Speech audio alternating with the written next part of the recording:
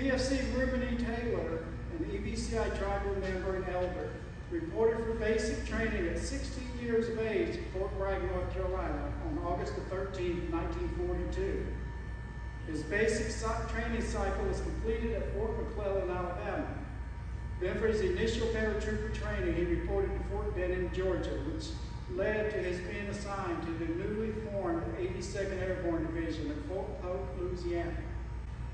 In 1943, his unit boarded a troop transport set sail for England during repeated German U-boat attack alerts. His unit was deployed to Casablanca for combat operations and then returned to England for training for the invasion of Europe, known as D-Day. On September 17, 1944, PFC Taylor and his unit boarded planes in England bound for drop zones in Nazi-occupied Holland for Operation Market Garden. PFC Taylor stated, "The Bulge, Christmas Eve, 1944. We were stuck in the freezing weather, thousands of miles from home. We were being shelled nightly from German 88s that made it impossible to get any rest. Our machine gunners were dead tired after witnessing the horrors of the war.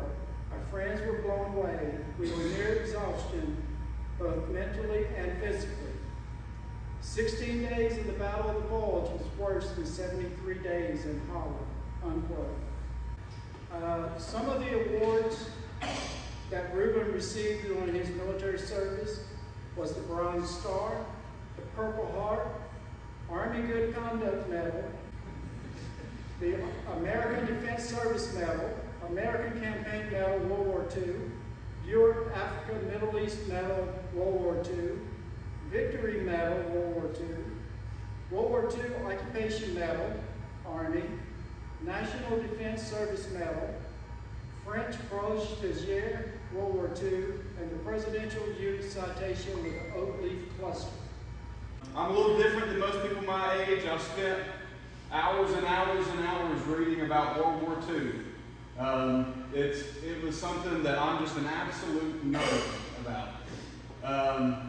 But I worry that people my age and younger and some folks older than me can read all the books in the world and will never truly be able to understand and know what Mr. Taylor and other members of our armed forces went through fighting what it was truly evil.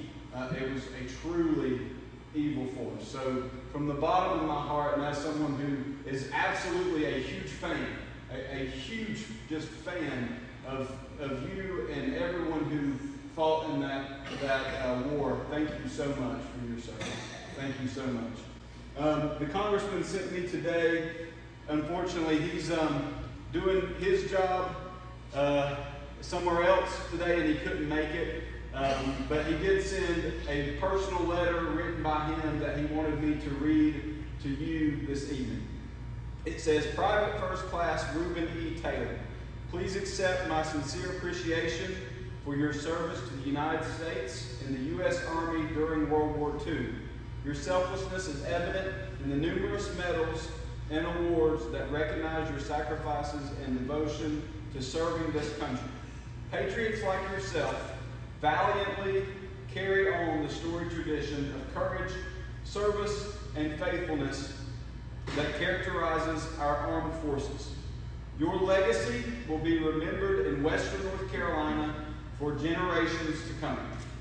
May we never forget the sacrifices made by those in uniform, past and present, and always keep our dedicated service members in our thoughts and prayers. Once again, please accept my sincere appreciation for your service and sacrifices to our great nation. If I or my office can ever be of assistance to you, please do not hesitate to reach out. And if you are ever in Washington, D.C., please know that my door is always open.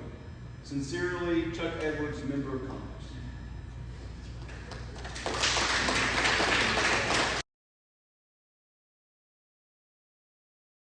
Four chaplains are on this picture here. They are First Lieutenant George L. Fox, Methodist from Vermont. First Lieutenant Alexander D. Good, Jewish rabbi from Pennsylvania. Lieutenant Clark V. Poland, Dutch Reformed Church from Ohio. First Lieutenant John P. Washington, Roman Catholic priest from New Jersey. The calmness of these chaplains during the deadly encounter ensured the sailors were considered first among themselves or above themselves. This is how I've come to know Reuben through the years. He maintains that quiet, distinguished professionalism and leads with his actions, not needing many words.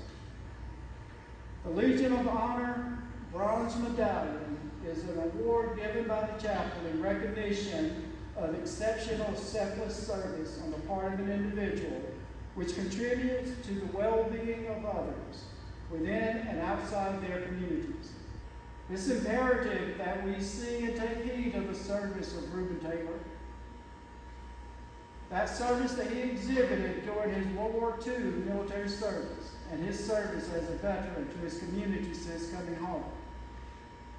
We just want to honor and thank our brother Reuben for all that he has done in recognition of your lifetime service to all people regardless of race or faith. This award symbolizes for all Americans and for all time the unity of this nation founded upon the fatherhood of one God, remembering the historic sacrifice of the four chaplains on February 3rd, 1943.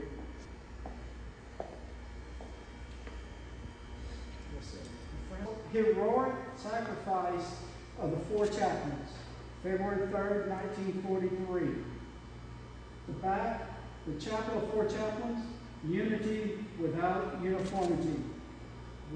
Reuben E. Taylor, World War II veteran, May 13, 2024.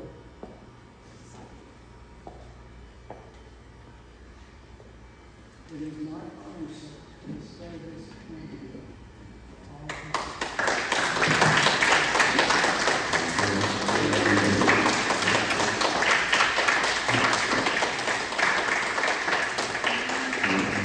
This is a limited edition blanket. Only 250 was ever made. This is number 3 in that series. You can't get it anymore.